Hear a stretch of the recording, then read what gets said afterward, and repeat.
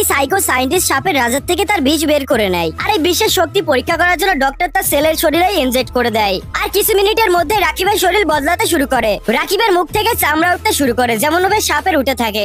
রাকিব মনে করে হয়তোবা রোদের কারণে এরকম হচ্ছে, এজন্য অতটা কেয়ার করে না ও। কিন্তু এর পরের দিন ওর পিঠ থেকেও চামড়া উঠতেছিল। আরো এটার বিষয়ে অবগত হয়ে যায় যে ওই সাপের বিষের কারণে এরকম হইতেছে।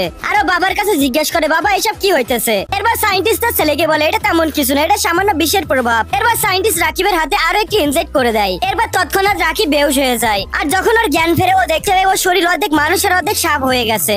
ও এখান থেকে পালানোর চেষ্টা করে, কিন্তু ওর বদলানো পা আর শরীরের কারণে এখান থেকে পালাতে পারে না। আর সুযোগ পেতে ডাক্তার ওকে অপারেশন টেবিলে আটকে ফেলে। এরপর আবারও সাপের বিষের ইনজেকশন পুশ করে দেয়। এরপর ওর মাথার আকার চেঞ্জ হয়ে সাপের মাথা হয়ে যায়। আর ওর পা চেঞ্জ হয়ে লম্বা সাপের লেজ হয়ে যায়। আর কয়েক মুহূর্তের ভিতরে রাকিব মানুষ থেকে সাপে রূপান্তর হয়ে যায়। আর এটা দেখে এই পাগলা সাইকো সায়েন্টিস্টও অনেক খুশি হয়। এরপর এই সায়েন্টিস্ট একটা লোহার ডান্ডা দিয়ে সাপটাকে বাইরে নিয়ে আসে, যাতে সবাইকে ওর ইনভেনশন দেখাতে পারে। কিন্তু যখনই সাপটা দরজা থেকে বের হয়, ও পিছন থেকে সায়েন্টিস্টকে কামড়িয়ে দেয়। আর কিছুক্ষণের মধ্যে এই পাগলা সায়েন্টিস্টটি পৃথিবী ছেড়ে চলে যায়। আজকের গল্পটি ভালো লাগলে একটা লাইক করে চ্যানেলটা সাবস্ক্রাইব করে দিন।